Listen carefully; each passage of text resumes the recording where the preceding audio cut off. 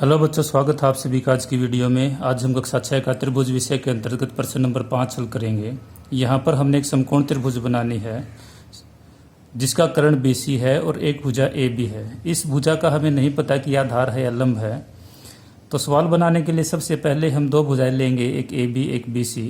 इनमें से BC भुजा को बड़ा लेंगे क्योंकि कर्ण हमेशा तीनों भुजाओं में सबसे बड़ा होता है। तो इससे पहले कि हम इस सवाल को बनाएं, आपको कुछ बेसिक बातों का पता होना चाहिए समकोण त्रिभुज की।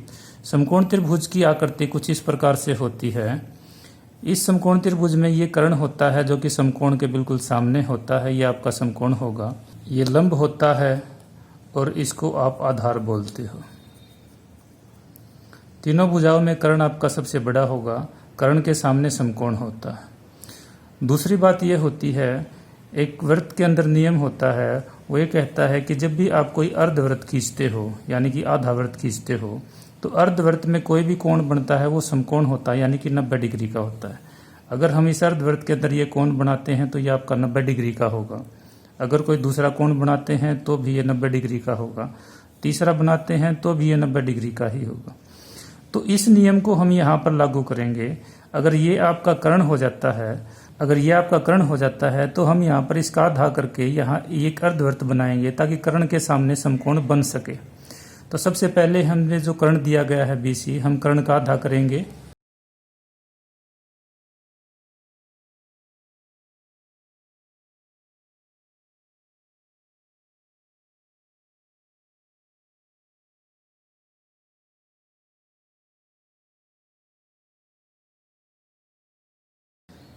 ये हमने कर्ण का आधा करने के बाद मध्य बिंदु O पर प्रकार रखकर अर्धवृत्त लगा दिया।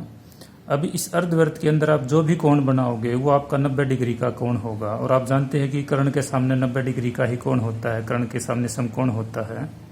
तो अब हम भुजा का प्रयोग करेंगे। AB भुजा के बराबर प्रकार खोलेंगे और B बिंदु यहाँ भी है, तो B बिंदु पर प्रकार रखकर इसको काट देंगे। वो आपका A बिंदु आएगा।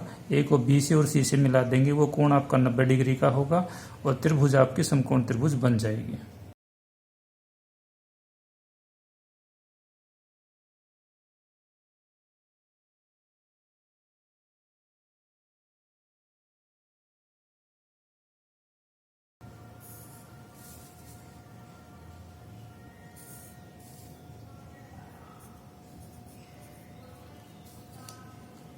तो इस प्रकार से हमारा ये समकोण त्रिभुज का सवाल आज का कंप्लीट हो जाएगा।